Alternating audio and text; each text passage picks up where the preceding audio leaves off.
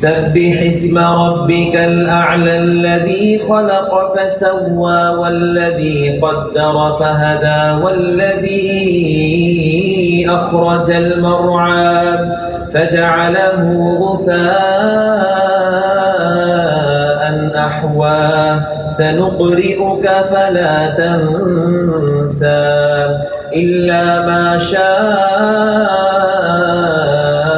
الله إنه يعلم الجهر وما يخفى ونيسرك لليسرى فذكر إن نفعت الذكرى سيذكر من يخشى ويتجنبها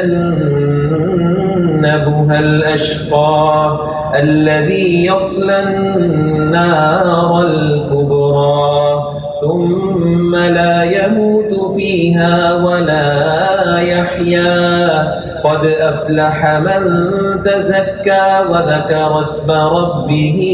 فصلى بل تؤثرون الحياة الدنيا والآخرة خير وأبقى إن هذا لفي الصحف الأولى صحف إبراهيم وموسى.